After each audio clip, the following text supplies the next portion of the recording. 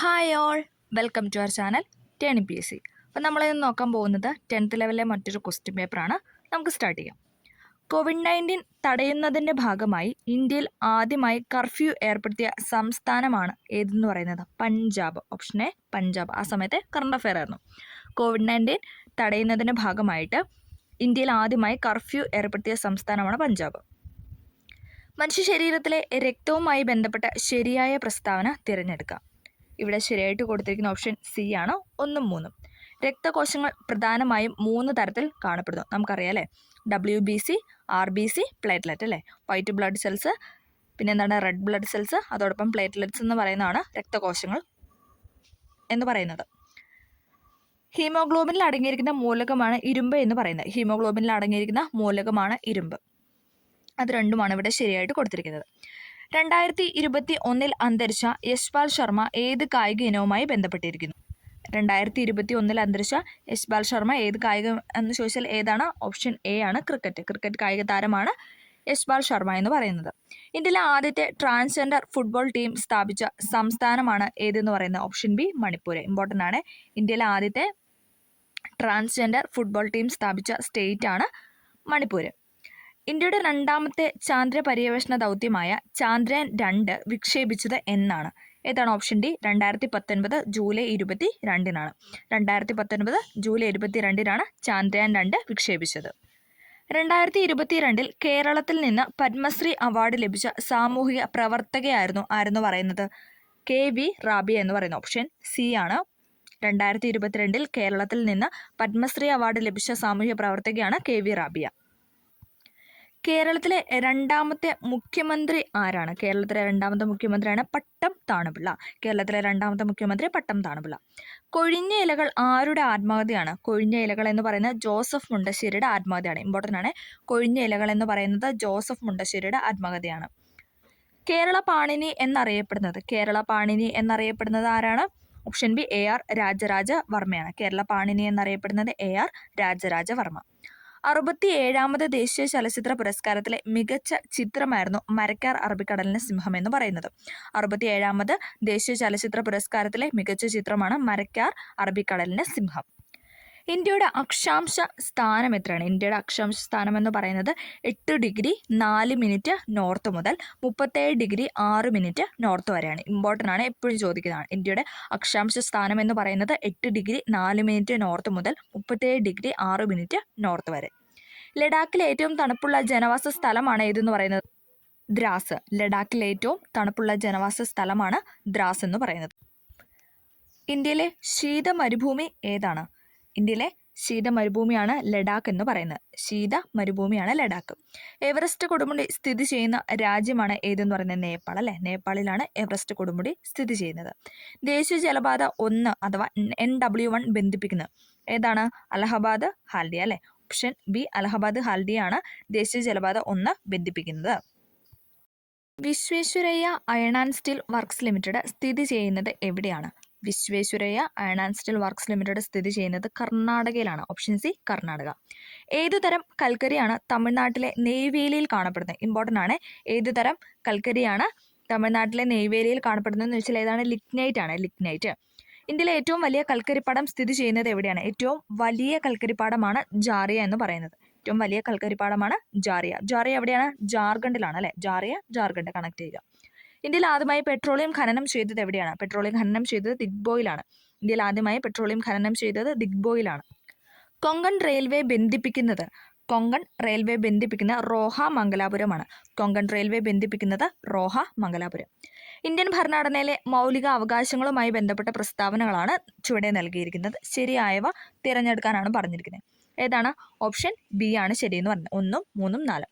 ഭാഗം 3-ൽ ഉൾപ്പെടുത്തിയിരിക്കുന്നു അല്ലേ. മൗലിക അവകാശങ്ങൾ ഉൾപ്പെടുത്തിയിരിക്കുന്ന ഭാഗം 3-ലാണ് അല്ലേ.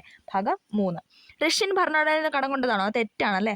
US-ൽ നിന്ന് അഥവാ അമേരിക്കയിൽ നിന്ന് കടം കൊണ്ടതാണ് ഇതെന്ന് പറയുന്നത് മൗലിക അവകാശം എന്ന് പറയുന്നത്. അത് തെറ്റാണ്. ന്യായവാദ അർഹമാണ്, അതായത് എന്താണ്, കോടതിയെ സമീപിക്കാം എന്നാണ് പറയുന്നത്. അത് ശരിയാണ്. ന്യായവാദ അർഹമാണ്. സ്വത്തവകാശത്തെ ഒഴിവാക്കി അല്ലെ. മൗലിക അവകാശങ്ങളിൽ നിന്നും സ്വത്തവകാശത്തെ ഒഴിവാക്കിയത് ഏത് ഭേദഗതി പ്രകാരമാണ്? 1978-ലെ 44-ാം ഭേദഗതി പ്രകാരമാണ് മൗലിക അവകാശങ്ങളിൽ നിന്ന് സ്വത്തവകാശത്തെ ഒഴിവാക്കിയത്. അപ്പം നിലവിൽ സ്വത്തവകാശം എന്ന് പറയുന്നത് നിയമാവകാശം 300A ഇപ്പം നിലവിൽ സ്വത്തവകാശം പരാമർശിക്കുന്ന ആർട്ടിക്കിൾ എന്ന് പറയുന്നത് 300A ആണ്. ഓക്കെ, അടുത്തത് മൗലിക കടമകളിൽ ഉൾപ്പെടാത്തവയാണ് ചോദിച്ചിരിക്കുന്നത്. ഏതാണ്? ഓപ്ഷൻ ഡി ആണ് ഉൾപ്പെടാത്തവ. 3ഉം 4ഉം. ഇന്ത്യയുടെ പരമാധികാരവും ഐക്യവും അഖണ്ഡതയും നിലനിർത്തുകയും സംരക്ഷിക്കുകയും ചെയ്യുന്നു. ഇന്ത്യയുടെ പരമാധികാരവും ഐക്യവും അഖണ്ഡതയും നിലനിർത്തുകയും സംരക്ഷിക്കുകയും ചെയ്യുക എന്നത് മൗലിക കടമകളിൽ പെടുന്നതാണ്. പൊതുമുതൽ പരിരക്ഷിക്കുകയും ഹിംസ വർജിക്കുകയും ചെയ്യുക, അതും ശരിയാണ്. പൊതുമുതൽ പരിരക്ഷിക്കുകയും ഹിംസ വർജിക്കുകയും ചെയ്യുക എന്ന് പറയുന്നത് മൗലിക കടമകളാണ്. ഓക്കെ, അടുത്തത് ശരിയായ പ്രസ്താവന ഏതാണ്? ശരിയായ പ്രസ്താവനയാണ് ഇവിടെ ചോദിച്ചിരിക്കുന്നത്. ഓപ്ഷൻ സി ആണ് ഇവിടെ ശരിയായി കൊടുത്തിരിക്കുന്നത്. ജാദുനാഥ് ഭട്ടാചാര്യയാണ് വന്ദേമാതരത്തിന് സംഗീത സംവിധാനം നിർവഹിച്ചിരിക്കുന്നത്. ജാദുനാഥ് ഭട്ടാചാര്യയാണ് വന്ദേമാതരത്തിന് സംഗീത സംവിധാനം നിർവഹിച്ചിരിക്കുന്നത്. അത് ശരിയാണ്. അടുത്തത് വിദ്യാഭ്യാസത്തിനുള്ള അവകാശവുമായി ബന്ധപ്പെട്ട പ്രസ്താവനകളിൽ ശരിയല്ലാത്തവ കണ്ടെത്തുക. തെറ്റായതാണ് ഇവിടെ ചോദിച്ചിരിക്കുന്നത്. 76ാം ഭരണഘടനാ ഭേദഗതിയുടെ മൗലിക അവകാശങ്ങൾ ഉൾപ്പെടുത്തി. തെറ്റാണല്ലേ, 76 86ആണ്. 86ാം ഭേദഗതി ഏതായിരുന്നു വർഷം? 2002 അല്ലേ. 2002 86ാം ഭരണഘടനാ ഭേദഗതി പ്രകാരമാണ് വിദ്യാഭ്യാസത്തിനുള്ള അവകാശം മൗലിക അവകാശമാക്കിയത്. ഇന്ത്യൻ ഭരണഘടനയുടെ വകുപ്പ് 21A ഉൾപ്പെടുത്തി. ശരിയാണല്ലേ, ഇന്ത്യൻ ഭരണഘടനയുടെ വകുപ്പ് 21A ഉൾപ്പെടുത്തിയത്. 6 മുതൽ 14 വയസ്സ് വരെയുള്ളവർക്ക് നിർബന്ധവും സൗജന്യവുമായ വിദ്യാഭ്യാസം എന്നാണ് പറയുന്നത്. അത് ശരിയാണ് അല്ലേ. 6 മുതൽ 14 വയസ്സ് വരെയുള്ള കുട്ടികൾക്ക് എന്താണ്? നിർബന്ധവും സൗജന്യവുമായ വിദ്യാഭ്യാസം ഇന്ത്യൻ ഭരണഘടനയുടെ വകുപ്പ് 21A ഉൾപ്പെടുത്തി. 76ാം ഭേദഗതിയല്ല, 86ാമത്തെ ഭേദഗതിയാണ് 2002. ഓക്കെ, അടുത്തത് അതിൽ ഉത്തരം എന്ന് പറയുന്നത് ഇവിടെ തെറ്റായതാണ് ചോദിച്ചിരിക്കുന്നത്. ഓപ്ഷൻ സി ആണ് ഉത്തരം എന്ന് പറഞ്ഞാൽ ഒന്നാമത്തെയാണ് തെറ്റ്. അടുത്തത് ദേശീയ മനുഷ്യാവകാശ കമ്മീഷനുമായി ബന്ധപ്പെട്ട പ്രസ്താവനകൾ ഇവ. ദേശീയ മനുഷ്യാവകാശ കമ്മീഷനുമായി ബന്ധപ്പെട്ട പ്രസ്താവനയാണ് ചോദിച്ചിരിക്കുന്നത്. ഓപ്ഷൻ ബി ആണ് ഇവിടെ ശരിയായിട്ട് കൊടുത്തിരിക്കുന്നത്. ഓപ്ഷൻ ബി 1ഉം 3ഉം. 1993 ഒക്ടോബർ 12 നിലവിൽ വന്നു. ദേശീയ മനുഷ്യാവകാശ കമ്മീഷൻ നിലവിൽ വന്നത് 93 ഒക്ടോബർ 12 ഇമ്പോർട്ടൻ്റ് ആണ്. ചെയർമാനെ നിയമിക്കുന്നത് ഇന്ത്യൻ പ്രസിഡന്റാണ്, രാഷ്ട്രപതിയാണ് അല്ലേ. മനുഷ്യാവകാശ കമ്മീഷനിലെ ചെയർമാനെ നിയമിക്കുന്നത് ഇന്ത്യൻ പ്രസിഡന്റാണ്.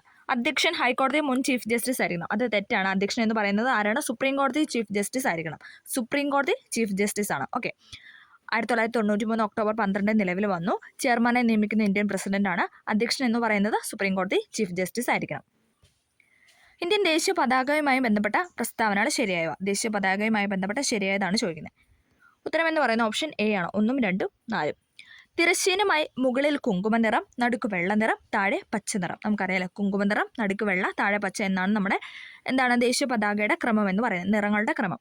2002 ഇന്ത്യൻ പതാക നിയമത്തിൽ 3 ഭാഗങ്ങളാണ് ഉള്ളത്. അത് ശരിയാണ്. 2002 ഇന്ത്യൻ പതാക നിയമത്തിൽ 3 ഭാഗങ്ങളുണ്ട്.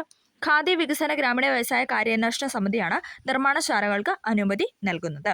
ഖാദി വികസന ഗ്രാമീണ വ്യവസായ കാര്യാന്വേഷണ സമിതിയാണ് നിർമ്മാണശാലകൾക്ക് അനുമതി നൽകുന്നത്. അത് 3ഉമാണ് ഇവിടെ ശരിയായിട്ട് കൊടുത്തിരിക്കുന്നത്. ദേശീയ ഗാനവുമായി ബന്ധപ്പെട്ട പ്രസ്താവനകളിൽ ശരി അല്ലാത്തവ. തെറ്റായതാണ് ഇവിടെ ചോദിച്ചിരിക്കുന്നത്. തെറ്റായിട്ട് കൊടുത്തിരിക്കുന്ന ഓപ്ഷൻ ഡി ആണ്. 3ഉം 4ഉം. ഭാഗ്യവിധാത എന്നതായിരുന്നു ആദ്യത്തെ നാമം. ദേശീയഗാനമായ ജനഗണമനയുടെ ആദ്യത്തെ നാമം എന്ന് പറയുന്നത് ഭാഗ്യവിധാത എന്നായിരുന്നു. അത് ശരിയാണ്. ആദ്യമേ ആലപിച്ചത് സർലാദേവി ചൗധരാണിയാണ്. ആദ്യമായിട്ട് ജനഗണമന അല്ലെങ്കിൽ ദേശീയഗാനം ആലപിച്ചത് ആരാണെന്ന് വെച്ചാൽ സർലാദേവി ചൗധരാണിയാണ്. അത് രണ്ടുമാണ് ഇവിടെ ശരിയായിട്ട് കൊടുത്തിരിക്കുന്നത്. കേന്ദ്ര വിവരാവകാശ കമ്മീഷനിൽ മുഖ്യ വിവരാവകാശ കമ്മീഷണറായ 2 വനിതകൾ ആരെല്ലാം എന്നാണ് ചോദിച്ചിരിക്കുന്നത്. കേന്ദ്ര വിവരാവകാശ കമ്മീഷനിൽ മുഖ്യ വിവരാവകാശ കമ്മീഷണർമാരായ 2 വനിതകൾ ആരെല്ലാമാണ്? ഓപ്ഷൻ എ ആണ്. സുഷമ സിംഗും ദീപക് സന്ധുവുമാണ്. സുഷമ സിംഗും ദീപക് സന്ധുവുമാണ് കേന്ദ്ര വിവരാവകാശ കമ്മീഷനിലെ മുഖ്യ വിവരാവകാശ കമ്മീഷണർമാരായ 2 വനിതകൾ. ശരിയായ ജോഡി തിരഞ്ഞെടുക്കാനാണ് പറഞ്ഞിരിക്കുന്നത്. ഏതാണ് ഇവിടെ ശരിയായിട്ട് കൊടുത്തിരിക്കുന്നത്? ഓപ്ഷൻ സി, എല്ലാം ശരിയാണ്. MKSS എന്ന് പറഞ്ഞാൽ എന്താണ്? മസ്ദൂർ കിസാൻ ശക്തി സംഘാതൻ അല്ലേ. മസ്ദൂർ കിസാൻ ശക്തി സംഘാതൻ എന്ന് പറയുന്നത് വിവരാവകാശത്തിന് വേണ്ടിയുള്ള പ്രസ്ഥാനമാണ്. അത് ശരിയാണ്. സ്വത്തവകാശം എന്ന് പറയുന്നത് നിയമപരമായ അവകാശമാണ്. ഇത് ശരിയാണ്. ബഹുമതികൾ റദ്ദലാക്കൽ എന്ന് പറയുന്ന മൗലിക അവകാശമാണ്. അതും ശരിയാണ്. ഇന്ത്യൻ ഭരണഘടനയുടെ ഭാഗം 4A മൗലിക കടമകൾ ഉൾപ്പെടുത്തിയിരിക്കുന്നു. അതും ശരിയാണ്. MKSS അഥവാ മസ്ദൂർ കിസാൻ ശക്തി സംഘാതൻ എന്ന് പറയുന്നത് വിവരാവകാശത്തിന് വേണ്ടിയുള്ള പ്രസ്ഥാനമാണ്.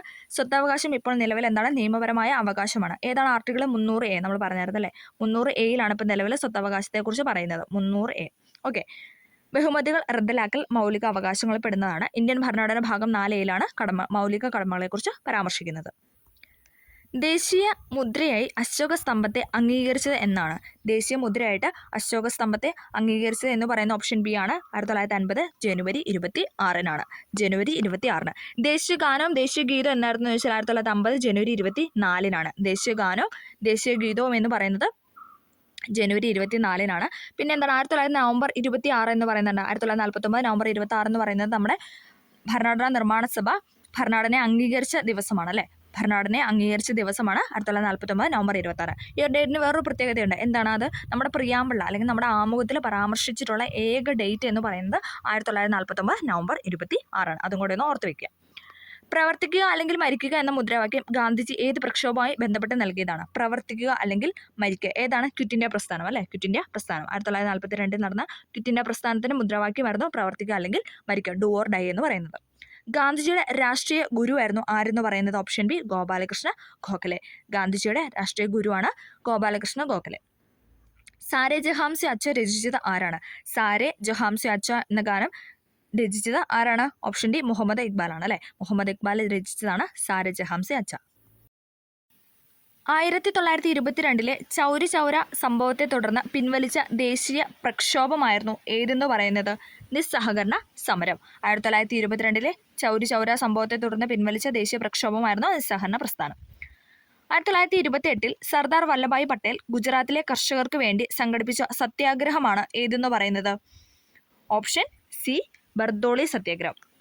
1928 സർദാർ വല്ലഭായ് പട്ടേൽ ഗുജറാത്തിലെ കർഷകർക്ക് വേണ്ടി സംഘടിപ്പിച്ച സത്യാഗ്രഹമാണ് ബർദോളി സത്യാഗ്രഹം എന്ന് പറയുന്നത്. ഹോം റൂൾ പ്രസ്ഥാനവുമായി ബന്ധമുള്ള നേതാക്കളുടെ ശരിയായ ജോഡി. ഹോം റൂൾ പ്രസ്ഥാനവുമായി ബന്ധമുള്ള നേതാക്കളുടെ ശരിയായ ജോഡി ഏതാണ് ഇവിടെ ശരിയായിട്ട് കൊടുത്തിരിക്കുന്ന? ഓപ്ഷൻ ഡി ആണ്. 1ഉം 2ഉം. ആനി ബസന്റും ബാലഗംഗാധര തിലകും. ആനി ബസന്റും ബാലഗംഗാധര തിലകുമാണ് ഹോം റൂൾ പ്രസ്ഥാനവുമായി ബന്ധമുള്ള നേതാക്കൾ എന്ന് പറയുന്നത്. മുസ്ലിങ്ങൾക്ക് പ്രത്യേക നിയോജക മണ്ഡലങ്ങൾ അനുവദിച്ച നിയമമാണ് ഏതെന്ന് പറയുന്നത്? ഓപ്ഷൻ എ മിന്റോ മോർലി പരിഷ്കാരങ്ങൾ. മുസ്ലിങ്ങൾക്ക് പ്രത്യേക നിയോജക മണ്ഡലങ്ങൾ അനുവദിച്ച നിയമമാണ് മിന്റോ മോർലി പരിഷ്കാരങ്ങൾ. ഗാന്ധിജി വെടിയേറ്റു മരിച്ച വർഷം ഏതാണ്? ഗാന്ധിജി വെടിയേറ്റു മരിച്ച വർഷമാണ് 1948 ജനുവരി 30 എന്ന് പറയുന്നത്. 1948 ജനുവരി 30. അതിർത്തി ഗാന്ധി എന്ന പേരിൽ അറിയപ്പെടുന്നത് ഖാൻ അബ്ദുൽ ഗാഫർ ഖാനാണ്. അതിർത്തി ഗാന്ധി എന്നറിയപ്പെടുന്നത് ഖാൻ അബ്ദുൽ ഗാഫർ ഖാൻ. ചെമ്പഴന്തി ഗ്രാമത്തിൽ ജനിച്ച കേരളത്തിലെ സാമൂഹിക പരിഷ്കർത്താവാണ് ആര്? ശ്രീനാരായണ ഗുരു. ചെമ്പഴന്തി ഗ്രാമത്തിൽ ജനിച്ച കേരളത്തിലെ സാമൂഹ്യ പരിഷ്കർത്താവാണ് ശ്രീനാരായണ ഗുരു. കേരളത്തിൽ ഉപ്പു സത്യാഗ്രഹം നടന്ന സ്ഥലമാണ് പയ്യന്നൂർ എന്ന് പറയുന്നത്. കേരളത്തിൽ ഉപ്പു സത്യാഗ്രഹം നടന്ന സ്ഥലമാണ് പയ്യന്നൂർ. 1.25 കോടി മലയാളികൾ എന്ന കൃതിയുടെ കർത്താവാണ് EMS നമ്പൂതിരിപ്പാട്. 1.25 കോടി മലയാളികൾ എന്ന കൃതിയുടെ കർത്താവാണ് EMS. ചുവടെ കൊടുത്തതിൽ നിന്നും മലബാർ കലാപവുമായി ബന്ധമില്ലാത്ത ശരിയായ ജോഡി. മലബാർ കലാപവുമായി ബന്ധമില്ലാത്ത ജോഡിയാണ് ചോദിച്ചിരിക്കുന്നത്. ഏതാണ് ഇവിടെ തെറ്റായിട്ട് കൊടുത്തിരിക്കുന്നത്? ഓപ്ഷൻ സി ആണ്. 1ഉം 3ഉമാണ്. 1ഉം 3ഉം. ജാലിയൻ വാലാബാഗ് കൂട്ടക്കൊല 1919 ഏപ്രിൽ 13 നടന്ന സംഭവം. ഇത് രണ്ടും തെറ്റാണ്. വാഗൺ ട്രാജഡിയുമായി ബന്ധപ്പെട്ടതാണ് മലബാർ കലാപം എന്ന് പറയുന്നത്. വാര്യംകുന്നത്ത് കുഞ്ഞഹമ്മദ് ഹാജി, സീതിക്കോയ തങ്ങൾ എന്നിവർ നേതാക്കന്മാരായിരുന്നു അല്ലേ? വാര്യംകുന്നത്ത് കുഞ്ഞഹമ്മദ് ഹാജി, സീതിക്കോയ തങ്ങളും മലബാർ കലാപത്തിന്റെ നേതാക്കളായിരുന്നു. കല്ലുമാല സമരം സംഘടിപ്പിച്ച സാമൂഹ്യ പരിഷ്കർത്താവാണ് ആര്? അയ്യങ്കാളി. കല്ലുമാല സമരം സംഘടിപ്പിച്ച സാമൂഹ്യ പരിഷ്കർത്താവാണ് അയ്യങ്കാളി. സവർണജാഥ സംഘടിപ്പിച്ച സാമൂഹ്യ പരിഷ്കർത്താവാണ് മന്നത്ത് പത്മനാഭൻ. സവർണജാഥ അല്ലെ? വൈക്കം സത്യാഗ്രഹത്തിനെ തുടർന്ന് സവർണജാഥ നയിച്ചത് മന്നത്ത് പത്മനാഭനാണ്. അടുത്തത്, താഴെ പറയുന്നവയിൽ ശരിയായ കാലഗണനാ ക്രമത്തിലുള്ളത് കണ്ടെത്താനാണ് പറഞ്ഞിരിക്കുന്നത്.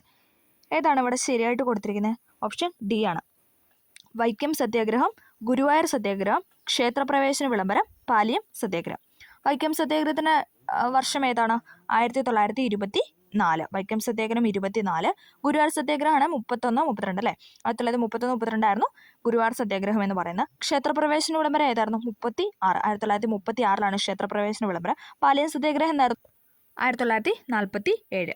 വൈക്കം സത്യാഗ്രഹം 24, ഗുരുവായൂർ സത്യാഗ്രഹം 31, ക്ഷേത്രപ്രവേശന വിളംബരം 36, പാലിയം സത്യാഗ്രഹം 47. പുന്നപ്ര വയലാർ സമരം നടന്ന വർഷമാണ് ഏതെന്ന് പറയുന്നത്? 1946. പുന്നപ്ര വയലാർ സമരം നടന്നത് 1946. ആധുനിക കാലത്തെ മഹാത്ഭുതം എന്ന് ഗാന്ധിജി വിശേഷിപ്പിച്ച സംഭവമാണ് ഏതെന്ന് പറയുന്നത്? ക്ഷേത്രപ്രവേശന വിളംബരം. 1936 ക്ഷേത്രപ്രവേശന വിളംബരത്തെ ഗാന്ധിജി വിശേഷിപ്പിച്ചത് ആധുനിക കാലത്തെ മഹാത്ഭുതം എന്നാണ്. അടുക്കളയിൽ നിന്ന് അരങ്ങത്തേക്ക് എന്ന നാടകം രചിച്ചത് ആരാണ്? VT ഭട്ടതിരിപ്പാടാണ് അല്ലേ. അടുക്കളയിൽ നിന്ന് അരങ്ങത്തേക്ക് എന്ന നാടകം രചിച്ചത് VT ഭട്ടതിരിപ്പാട്. അടുത്തത്, കേരളത്തിലെ ഏറ്റവും വലിയ കായലാണ് ഏതെന്ന് പറയുന്നത്? വേമ്പനാട്ട് കായൽ. കേരളത്തിലെ ഏറ്റവും വലിയ കായലാണ് വേമ്പനാട് കായൽ. കേരളത്തിലെ ഏറ്റവും വലിയ ശുദ്ധജല തടാകമാണ് ഏതെന്ന് പറയുന്നത്? ശാസ്താംകോട്ട കായൽ. കേരളത്തിലെ ഏറ്റവും വലിയ ശുദ്ധജല തടാകമാണ് ശാസ്താംകോട്ട.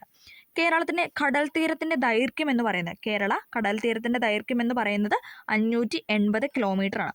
580 കിലോമീറ്റർ ആണ് കേരളത്തിന്റെ കടൽ തീര ദൈർഘ്യം.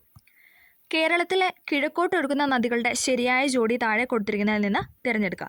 കിഴക്കോട്ടൊഴുകുന്ന നദികളാണ് ഏതൊക്കെയാണ്? കബനി, ഭവാനി, പാമ്പാർ എന്ന് പറയുന്നതാണ് അല്ലേ കിഴക്കോട്ടൊഴുകുന്ന നദികൾ. അതിൽ പാമ്പാറും ഭവാനിയാണ് ഇവിടെ തന്നിരിക്കുന്നത്. 2ഉം 3ഉമാണ്. ഉത്തരം എന്ന് പറയുന്നത് ഏതാണ്? ഓപ്ഷൻ സി ആണ്. കബനി, ഭവാനി, പാമ്പാർ എന്ന് പറയുന്നതാണ് കേരളത്തിൽ കിഴക്കോട്ട് ഒഴുകുന്ന നദികൾ. ഭാരതപ്പുഴ, പെരിയാർ എന്നൊക്കെ പറയുന്നത് എന്താണ്? പടിഞ്ഞാറോട്ട് ഒഴുകുന്ന നദികളാണ്. ആദ്യത്തെ റെയിൽപാത കേരളത്തിൽ പ്രവർത്തനം ആരംഭിച്ച വർഷം. കേരളത്തിലെ ആദ്യത്തെ റെയിൽപാത ആരംഭിച്ച വർഷം എന്ന് പറയുന്നത് ഏതാണ്? Option D 1861 March 12. 1861 മാർച്ച് 12 കേരളത്തിലെ റെയിൽപാത പ്രവർത്തനം ആരംഭിച്ചത്. കേരളത്തിലെ കൂർഗുമായി ബന്ധിപ്പിക്കുന്ന ചുരം. കേരളത്തെ കൂർഗുമായി ബന്ധിപ്പിക്കുന്ന ചുരമാണ് പേരമ്പാടി ചുരം എന്ന് പറയുന്നത്. കേരളത്തെ കൂർഗുമായി ബന്ധിപ്പിക്കുന്ന ചുരമാണ് പേരമ്പാടി ചുരം. മാമാങ്കം നടന്നിരുന്ന തിരുനാവായ ഏതു നദിയുടെ തീരത്താണ്? ഏതാണ്? ഓപ്ഷൻ സി ഭാരതപ്പുഴയുടെ തീരത്താണ് അല്ലേ. മാമാങ്കം നടന്നിരുന്ന തിരുനാവായ ഏത് നദിയുടെ തീരത്താണെന്ന് ചോദിച്ചാൽ ഭാരതപ്പുഴയുടെ തീരത്താണ്. അടുത്തത്, യവനപ്രിയ എന്നറിയപ്പെടുന്ന സുഗന്ധ ദ്രവ്യമാണ് ഏതെന്ന് പറയുന്നത്? കുരുമുളക്. യവനപ്രിയ എന്നറിയപ്പെടുന്ന സുഗന്ധ ദ്രവ്യമാണ് കുരുമുളക്. പൂർണ്ണമായി മലയാള ഭാഷയിൽ അച്ചടിക്കപ്പെട്ട ആദ്യത്തെ പുസ്തകമാണ് ഏത്? സംക്ഷേപ വേദാർത്ഥം. പൂർണ്ണമായി മലയാള ഭാഷയിൽ അച്ചടിച്ച ആദ്യത്തെ പുസ്തകമാണ് സംക്ഷേപ വേദാർത്ഥം.